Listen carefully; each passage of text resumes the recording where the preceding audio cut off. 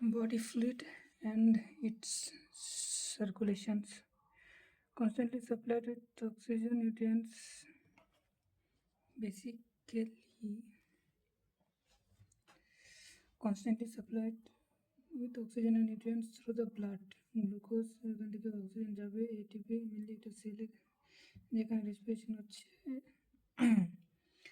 CO2 and other এখানে রেসপিরেশনের পর CO2 form হচ্ছে এবং CO2 সাথে সাথে আরও কিছু এক্সক্রিটরি প্রোডাক্ট ফর্ম হচ্ছে যেটা কি এলিমিনেট করতে লাগবে, তো বাই উইচ ওটা হচ্ছে এলিমিনেটেড হবে, মানে CO2টা লাংসে যাবে, লাংসে কী দিয়ে যাবে, তবে রক্ত, ব্লাড.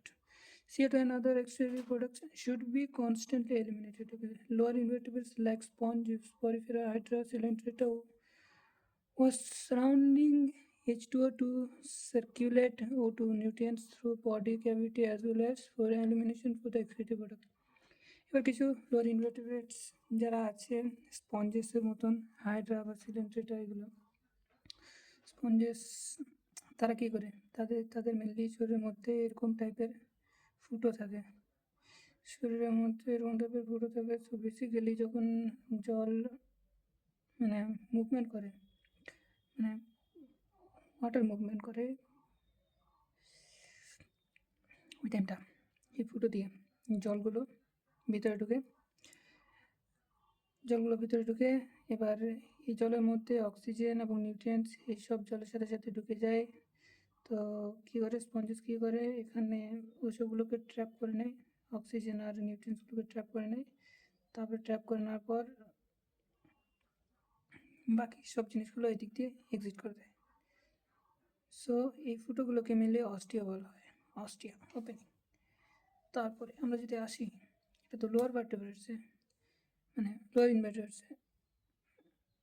হায়ারের জন্য ওরা মেনলি ফ্লুইড ইউজ করে, মানে স্পেশালাইজড ফ্লুইড ইউজ করে, শুধু ফ্লুইড না, যেমন ব্লাড আর লিম্ফ। এবার ব্লাড হচ্ছে একটা কানেক্টিভ টিস্যু যার অরিজিন হচ্ছে মেসোডার্মাল। ব্লাডের মধ্যে মেনলি ফাইবার্স প্রোটিন পাওয়া যায়। না কী বুঝছি আমি, ব্লাডের মধ্যে মেনলি ফাইবার্স অ্যাবসেন্ট থাকে, ম্যাট্রিক্স পাওয়া যায়, বাট ওটা হচ্ছে ওর নিজের সেলে তার সিক্রেটেড হয় না। ব্লাডের মেনলি পিএইচ থাকে 7.4, আর পুরো বডি ওয়েটের 5 থেকে 6 লিটার ব্লাডই থাকে। এবার ব্লাডের মেনলি দুটা, মানে ব্লাডকে ফার্দার সিম্পলিফাই করলে বা ডিভাইড করলে এটা মেনলি দুটা পার্ট, একটা হচ্ছে প্লাজমা, একটা হচ্ছে ফর্মড এলিমেন্ট। প্লাজমার মধ্যে mainly fluid matrix of the blood থাকে পেল ইয়েলো, যেটা দেখতে হয় ভিসকাস ফ্লুইড, মানে গাঢ় ফ্লুইড। সেকেন্ড হচ্ছে ফর্মড এলিমেন্ট, যেটাকে ফার্দার আবার দুটো ভাগে ভাগ করা হয়, একটা হচ্ছে ব্লাড সেলস, একটা হচ্ছে ব্লাড প্ল্যাটলেটস মেনলি কোয়াগুলেশনে হেল্প করে, আর ব্লাড সেলস আছে, একটা হচ্ছে এরিথ্রোসাইট আরবিসি, আর একটা হচ্ছে লিউকোসাইট, যেটাকে আমরা বলবো ডব্লিউবিসি। আরবিসি মেনলি নিউট্রিয়েন্টস আর অক্সিজেন কার্বন ডাইঅক্সাইড ট্রান্সপোর্টে হেল্প করে, আর ডব্লিউবিসি মেনলি ডিফেন্স মেকানিজমে।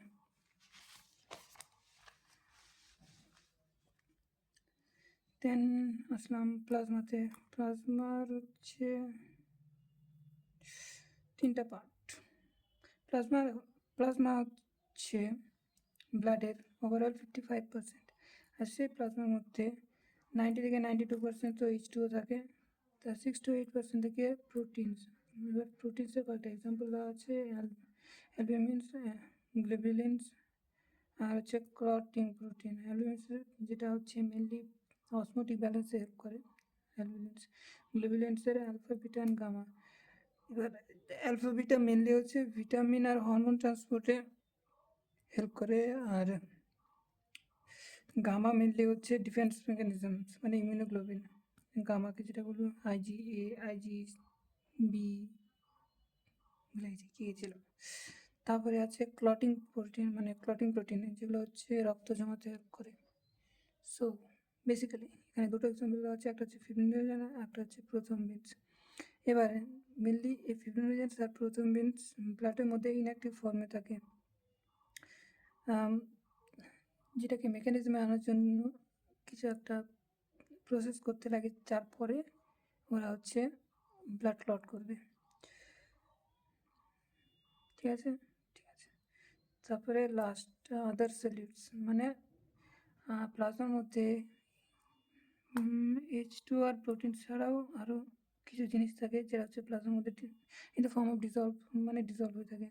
যেমন গ্যাসিয়াস ট্রান্সপোর্ট করার টাইমে কিছু অক্সিজেন বা CO2 প্লাজমাতে ডিজলভ হয়ে হচ্ছে সার্কুলেট করে।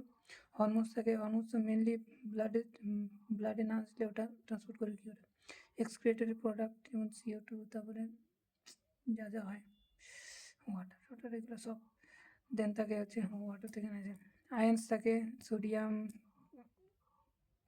ক্লোরাইড, ম্যাগনেসিয়াম, তারপরে এই ফর্মে যে CO2 ট্রান্সপোর্ট করে ক্যালসিয়াম, মানে bicarbonate.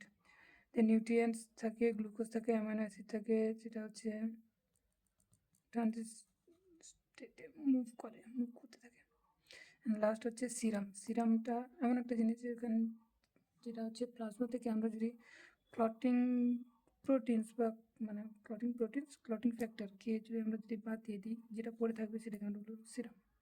So there are other clotting factors which are in inactive set, মানে ফিব্রিনোজেন আর প্রোথ্রম্বিনস ছাড়াও প্লাজমার মধ্যে আরও কিছু ফ্যাক্টরস থাকে, আরও কিছু কম্পোনেন্টস থাকে যেটা কিনা ক্লটিং ফ্যাক্টরে মানে ব্লাড ক্লট করতে হেল্প করে।